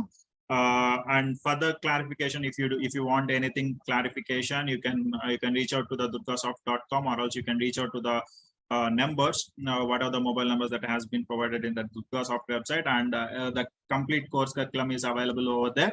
So this is the day 2 of your demos, and tomorrow will be the day 3, the last demo of your cloud. And from Monday onwards, whoever has been registered for this course will be enrolled, or else will be allowed into the classes. Hope you understand that. And yes, that's all. That is what I want to say. And from Monday onwards, the URL or else the login credentials might change. Login URL might change. So be cautious about that. And at the time of your logging, before logging, so please contact the Durgasoft to get that URL. Whoever has been registered and who has cleared their dues, or else who have cleared their fees, please contact Durgasoft for the URL so that you are going to get it out. And I want more responses from you guys. Without your responses, the classes will be very dry. So my classes will be completely one-to-one sessions. So whoever will be giving the answers, they will have a clear-cut understanding. Is that clear? Yeah, Chaitanya, is it second class? It was told me that it is first one. It's this yesterday we have started it. So it's just a basics of what is meant by cloud. Can I have that recorded? Sure, you can have that. You can reach out to Durgasoft team, so they will provide you the recorded videos. You don't need to worry about that. I will inform them also one time. So you just reach out to them. They will provide the videos. Okay. Yeah. One more question. You said 45 days, right? This is. Yeah, it's 45 working days. Okay. Mean Saturday and Sunday holidays, or only Sunday? Saturday and Sunday will be off. 2 week offs will be there. Okay. Yeah. Thank you. Thank you. And the course curriculum will be available with the durgasoft.com. Everything is available over there. Please look into that. So that's all. I will have winding the session right here, and we will meet tomorrow, and we will have some exciting concepts in the next class. We are going to learn about networking concepts. So have a nice day, guys, and bye. Thank you. Yeah, thank you.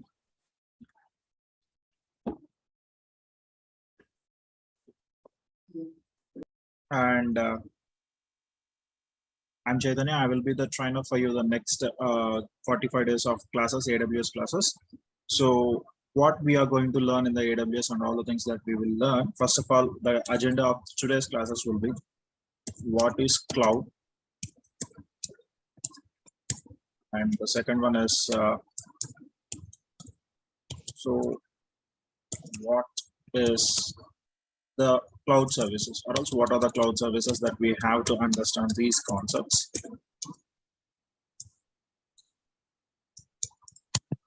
So as per today's agenda, we need to complete these 2 things before going further. So everybody will be nowadays, everyone are hearing the word called as cloud, AWS, Azure, GCP, all these things. Now, if you see here, what is meant by cloud? Before you understand these things, you need to have a brief looking towards your infrastructure. So before you learn about cloud or else what cloud is actually, so previously several years before or several years before, everybody will say that a cloud is a storage. Cloud is a storage where we will be storing the data. So only to store the data we use the cloud. But as of now, what is happening as the days go on and as the years pass on, the cloud has introduced so many services. So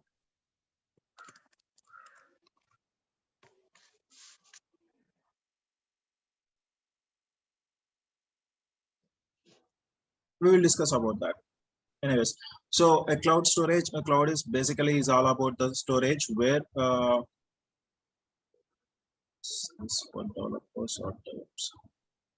anyways, this is completely for infrastructure like we are going to discuss the cloud regarding the infrastructure. This is all regarding the DevOps itself. So if you are learning, it is completely only about AWS. We are not discussing about the DevOps. Whatever the course that you are learning in the next 45 days, that will be completely about AWS only. It is not for the DevOps. So the DevOps classes are different. Okay. So you are a certified AWS developers. That's fine. So then these classes are not meant for this. So you are looking for this. Anyways, we will discuss about that. We will ping it out. Anyways, in the last 20 minutes of the time, last 10 minutes of the time will be for your questionnaire. We will discuss all about all those things. But as of now, let us dive into the concepts that we are going to discuss. Okay. Anyways, coming back to the next one. Yep. Nothing much. That's fine. I will try to clear out all your doubts. Whoever are having any doubts regarding the cloud, we will discuss about all those doubts in the last 10 minutes of the session, where we are going to end at the time of ending of the session. We will discuss about all those things. Don't worry. Now, when we go back to this, everybody are thinking that the cloud is a storage. In the previous days, everybody are thinking that the cloud is a storage. Simply, if I have to say, the best example, so many people will take as Google Drive or else OneDrive or else somewhere like Microsoft Drive. So anything will comes under the cloud storage. They will thinking about that I can store the data into the cloud. But later on, what happened? The cloud has introduced so many services, and before we go for the AWS, first of all, you need to understand why we require cloud. What is the necessity that each and every company nowadays? What is the necessity that each and every company are looking forward for cloud? So, so every startup company or also every small range of companies are looking for cloud engineers, or also MNCs is also nowadays looking for the cloud engineers. What is the necessity for that? So before going for all those things, if you are an engineer, if you are an engineer in working in any IT firm, so everybody knows that for running the IT services, you need to have servers. So you need to have the servers, and you need to have network, and then you need to have the security appliances or all security devices. All these things you need to have. The collaboration of all these things, the collaboration of servers, network and security, all these things will comes under a particular locality or else particular what I can say, particular room of servers. Then that is called as a data center, where we are going to install all our servers. So servers, networking and security. So what is meant by a data center? So if you need to understand this before going for the cloud, we need to understand the data center architecture. What is meant by data center? So a data center is a place where a large amount of server racks are installed. Inside those server racks, we will have the physical servers. So what is meant by this data center?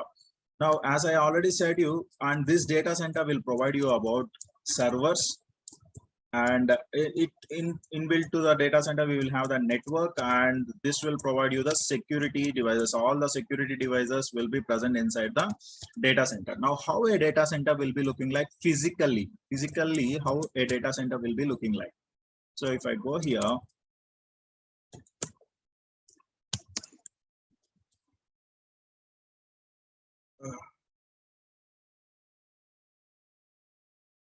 Yes.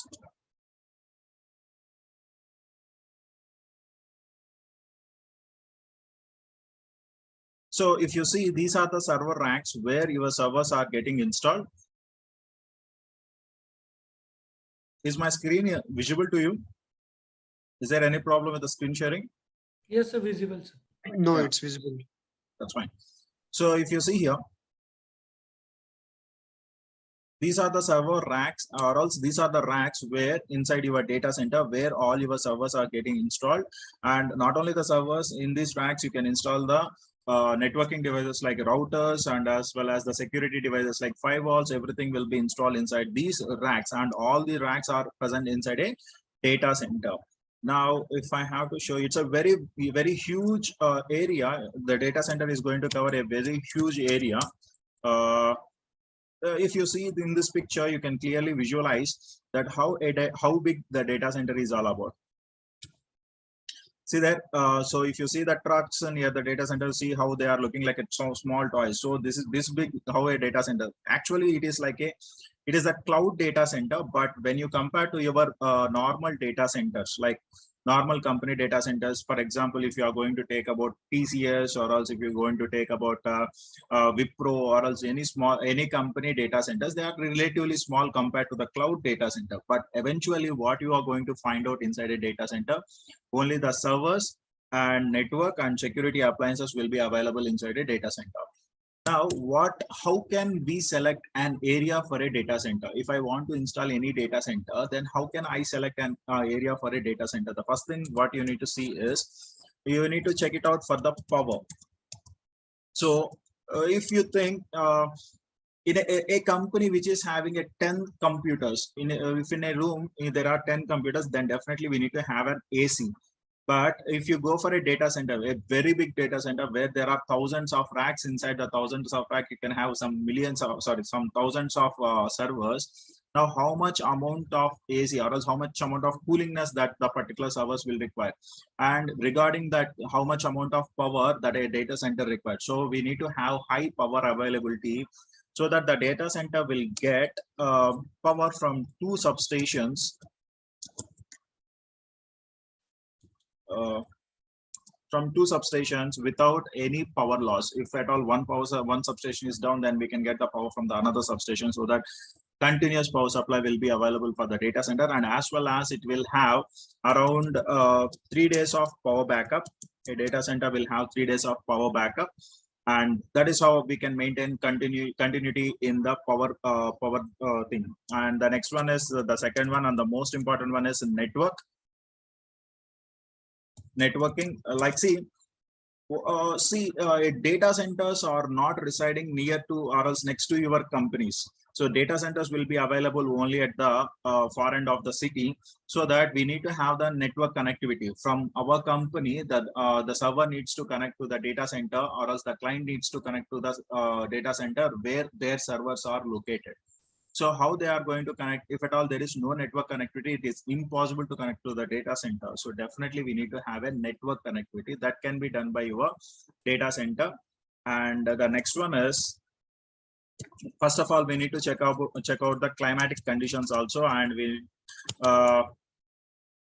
climatic conditions like what are previously within 20 to 30 years, is there any disaster occurred at that particular location? If there are any disasters, then the data center will not be installed at that particular location.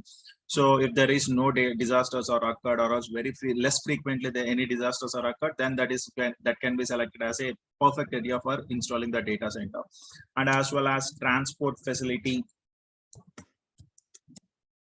So why we require this transport facility? And not only that, we need to have, so every 5 to 6 years, the equipment will be changing. Obviously, we have to change the servers, or also obviously we need to go for the maintenance of the servers. Everything will be done. So within 5 to 6 years, we need to have all the changes. For that, we need to have the transport facility available very near to the data center. Of course, the data centers has to be installed at the far end of the city, but still we need to have the connectivity through the all ways of transport.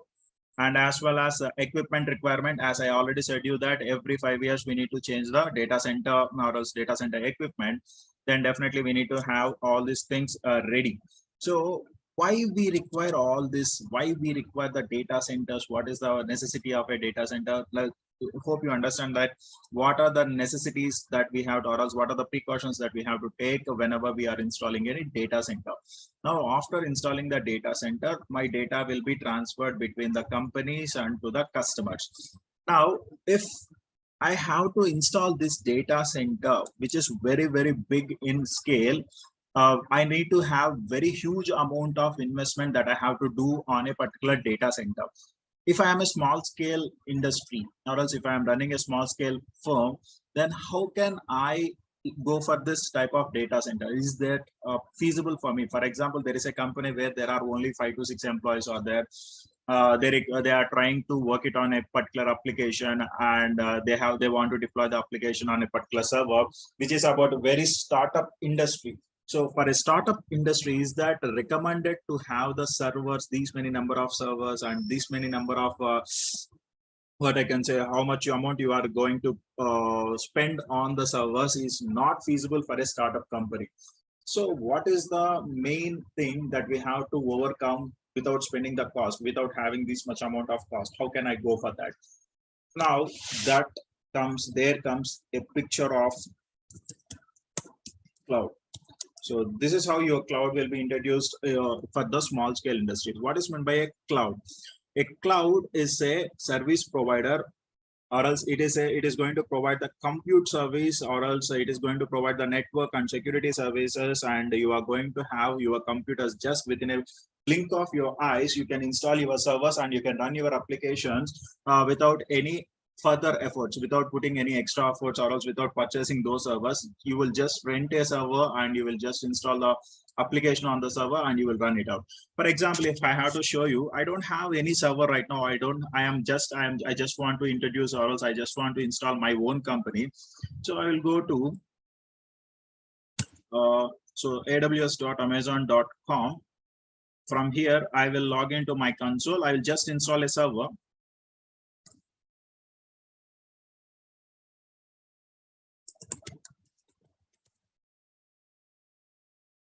Give my password.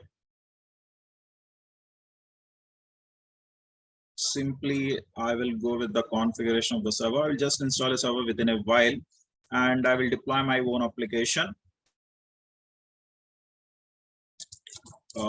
Example -server.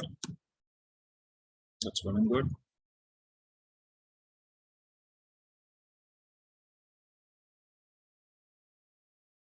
Now I'll select this and instance.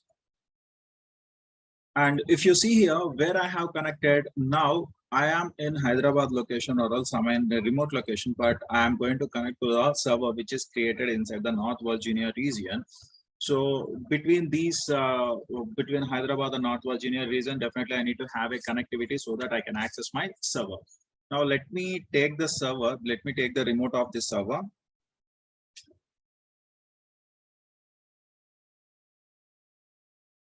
Okay.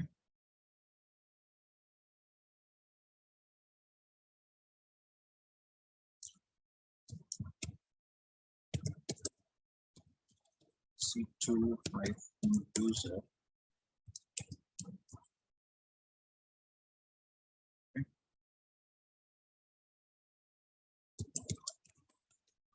You can come to know about all those things. Don't worry about that. But still, now you are able to access your server. Now, if I want a website, if I want to have a website right now, I don't have any website running on the server. But if I want instantly, if I want any website, let me do one thing.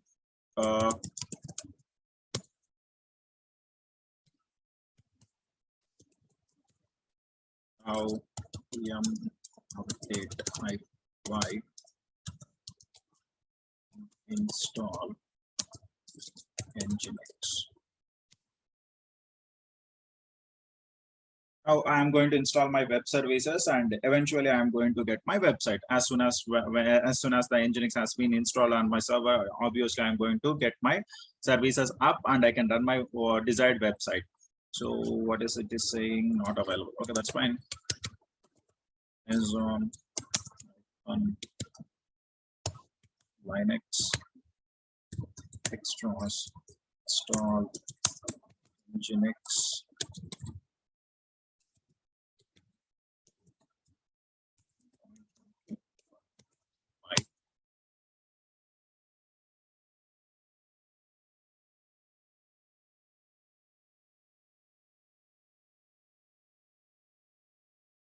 Okay, systemctl start Nginx.